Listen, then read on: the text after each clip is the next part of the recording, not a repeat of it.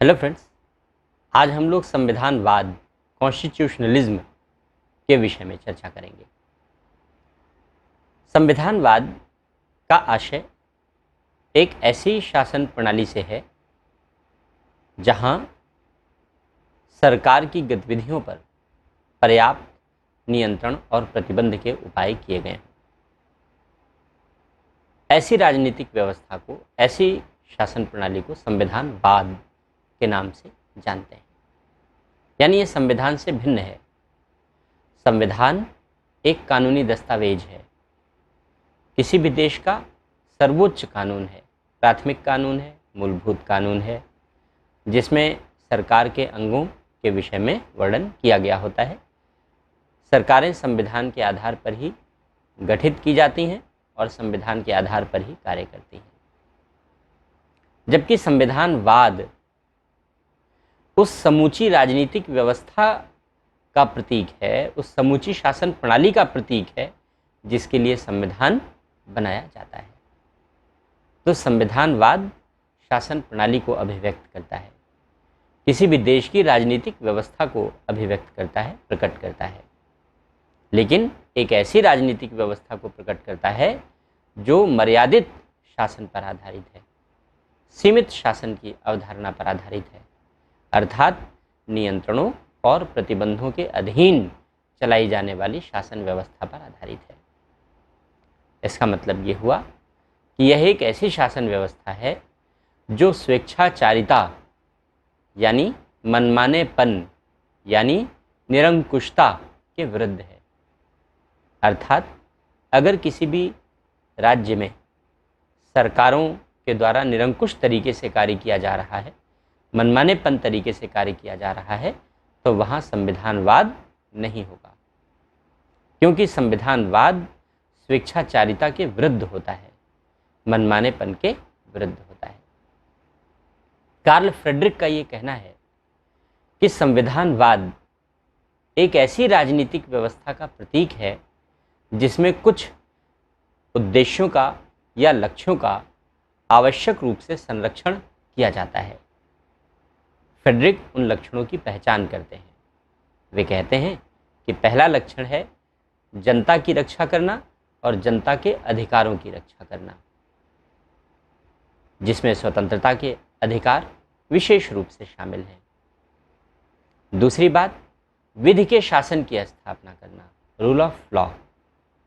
विधि का शासन का मतलब होता है मनमानेपन के विरुद्ध सरकारों की भूमिका, लोगों के साथ एक समान व्यवहार वाली भूमिका और नागरिक अधिकारों को प्राथमिकता देने वाली भूमिका। विधि के शासन के विषय में चर्चा हम लोग अलग वीडियो में कर चुके हैं। तो विधि के शासन पर आधारित होनी चाहिए वह शासन प्रणाली, वह व्यवस्था। तीसरी बात, केंद्रीकरण की विरोधी होनी चाहिए। इसका मतलब ये हुआ कि सारी शक्तियाँ केवल एक इकाई या एक व्यक्ति में केंद्रित नहीं होनी चाहिए, बल्कि शक्तियों का बंटवारा होना चाहिए। यानी चौथी बात है शक्तियों का विभाजन, क्षैतिज विभाजन भी हो और ऊर्ध्वाधर विभाजन भी हो। क्षैतिज विभाजन हो यानी सरकार की शक्तियाँ विधायिका, कार्यपालिका और न्यायपालिका में वर्गीकृत की जाएं, बांटी जाएं। और ऊर्ध्वाधर विभाजन हो यानी सारी शक्तियाँ केवल केंद्र सरकार के पास ना हो, बल्कि प्रांतों को भी विशेष अधिकार दिए जाएं, प्रांतों को भी विशेष शक्तियाँ दी जाएं। दूसरे शब्दों में कह सकते हैं कि संघीय प्रणाली जैसी व्यवस्था निर्मित की जाए। तब ऐसी शासन प्रणाली को जो इन लक्षणों से युक्त हो, ऐसी राजनीतिक व्यवस्था को जो इन लक्षणों से युक्त हो, उसे कार्ल फ्रेडरिक ने संविधानवाद की संज्ञा दी है। एवी डायसी जो ब्रिटिश विधि शास्त्री हैं, एवी डायसी का कहना है कि वास्तव में संविधानवाद विधि के शासन का ही पर्यायवाची है। यानी जहाँ विधि का शासन है वही संविधानवाद है। अगर विधि का शासन नहीं है तो संविधानवाद नहीं होगा। तो डायसी का मानना है कि रूल ऑफ लॉ संविधानवाद का पर्यायवाची होता है। इसका मतलब ये हुआ कि हम ये कह सकते हैं कि ऐसी शासन व्यवस्था जहां एक संविधान है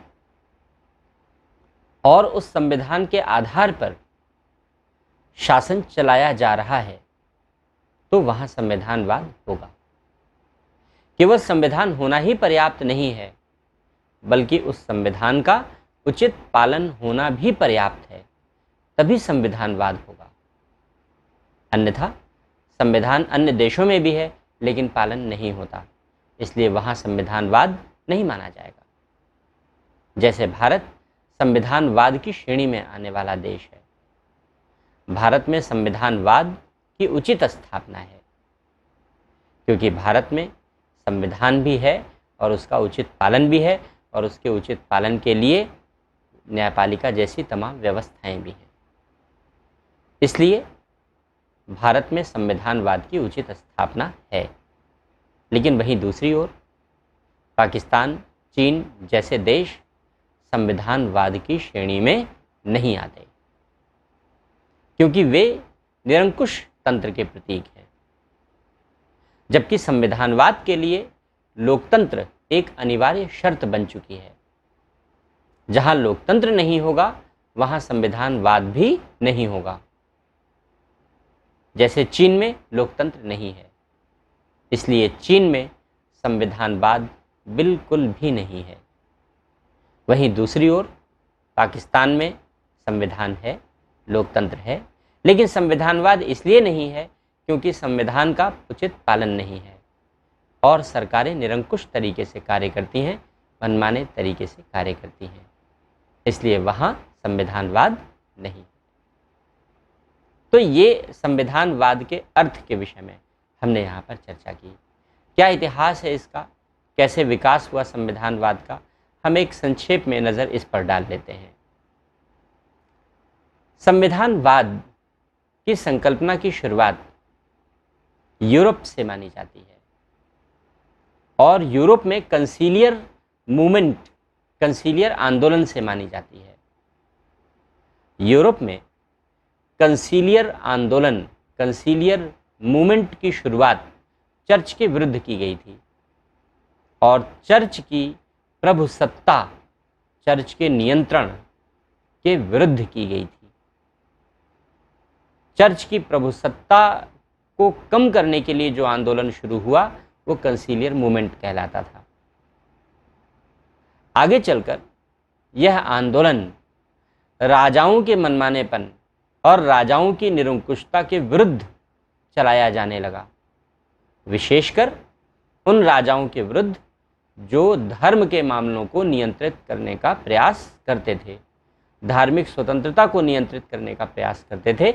ऐसे राजाओं के विरुद्ध यह आंदोलन शुरू हुआ और आगे चल करके जब ब्रिटेन में, जब इंग्लैंड में 1688 में रक्तहीन क्रांति हुई, तो ब्रिटेन में इस रेवोल्यूशन के बाद, ब्रिटेन में इस क्रांति के बाद संविधानवाद की वास्तविक नींव स्थापित हुई मान ली जाती है। यह माना जाता है कि वास्तव में संस्थागत तरीके से संविधानवाद की नींव ब्रिटेन में 1688 में ही हुई है। जैसे जैसे शासन प्रणालियों में सुधार आता गया, वैसे वैसे संविधानवाद की संकल्पना और अधिक पुष्ट होती चली गई। तो ये संविधानवाद के विषय में एक संक्षिप्त सी चर्चा थी। इस वीडियो के लिए इतना ही। Thank you.